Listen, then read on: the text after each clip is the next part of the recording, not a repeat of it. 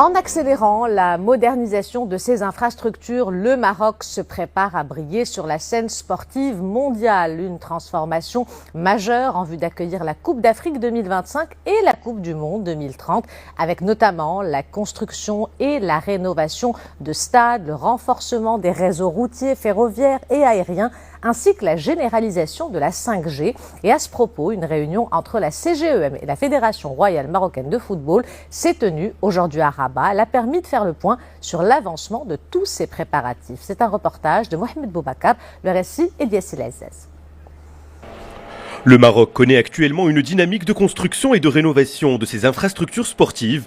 Des stades sont en cours de construction, tandis que d'autres sont en rénovation dans le but d'accueillir le maximum de visiteurs à l'horizon 2025 et 2030. Plus de 37 entreprises marocaines participent à l'aménagement des stades destinés à la Coupe du Monde et à la Coupe d'Afrique à travers 59 marchés attribués. On considère que la Coupe d'Afrique, que la Coupe du Monde sont organisées par le Maroc, mais avec un portage africain total.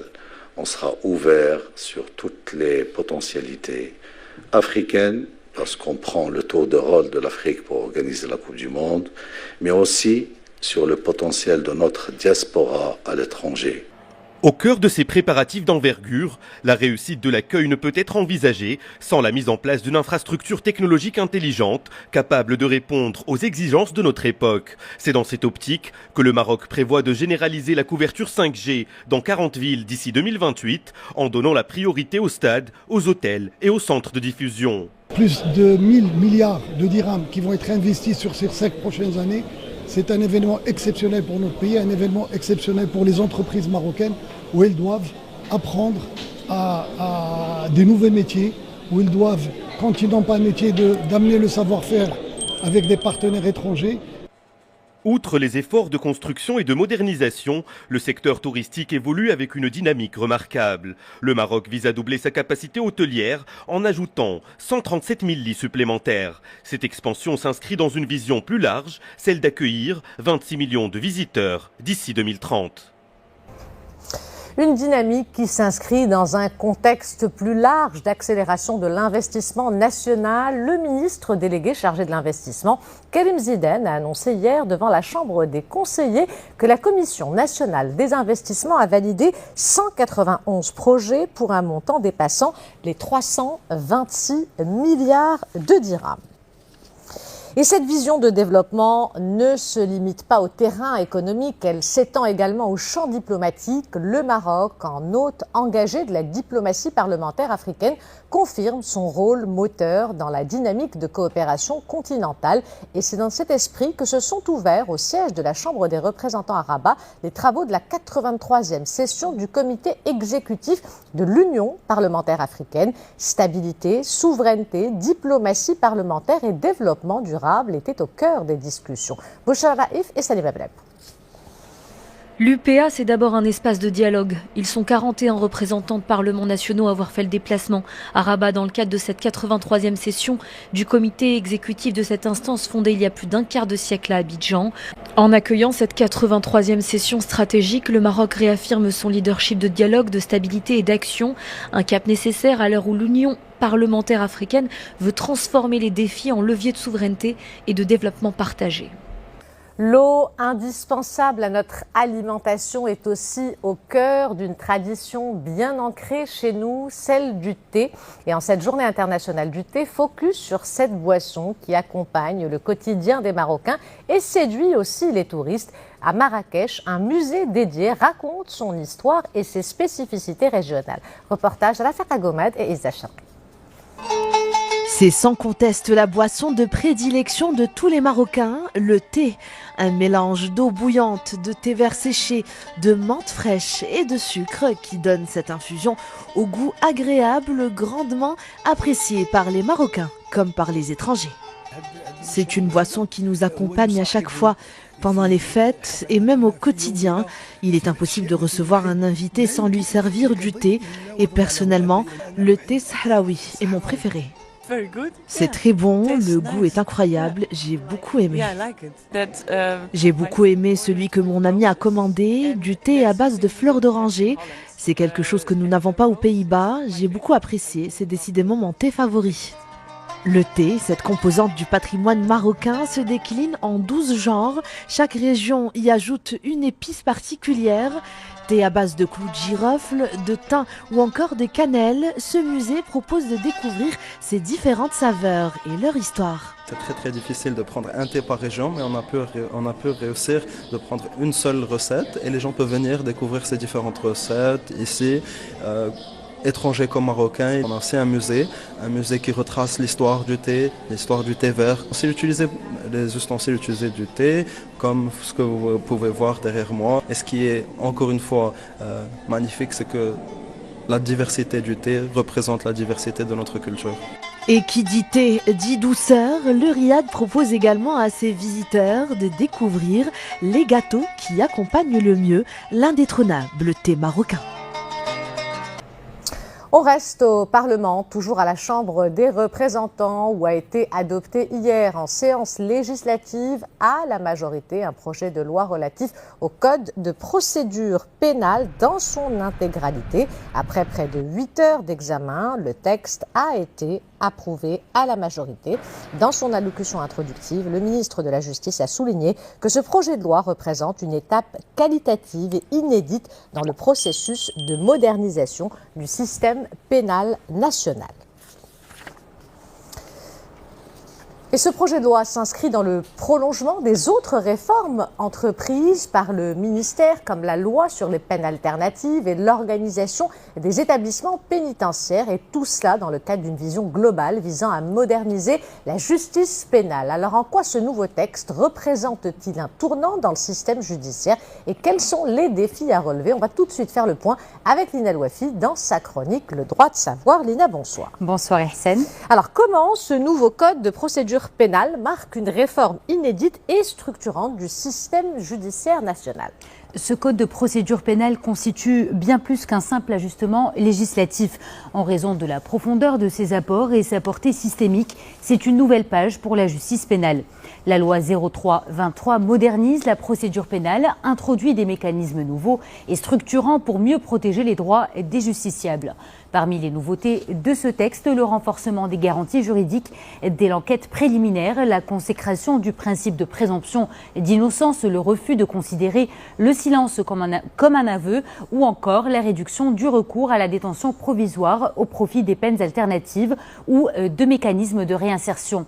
On le voit bien, et c'est lié aussi à d'autres récentes réformes et dans l'ensemble, on se dirige vers une nouvelle manière de penser et appliquer la justice dans une logique de droit humain sans en oublier l'efficacité judiciaire. Alors ce texte met particulièrement l'accent sur les libertés individuelles, mais est-ce qu'il parvient à concilier ces principes avec les contraintes de faisabilité technique et opérationnelle? Trouver un équilibre entre le renforcement des droits et libertés individuelles, mais aussi les réalités techniques, humaines et budgétaires, c'était précisément l'objectif de ce texte. Sur le plan des droits, il introduit des dispositions majeures comme la protection des victimes de la traite des êtres humains, l'élargissement de l'usage du numérique dans les procédures pénales, encore la simplification des mécanismes de réhabilitation.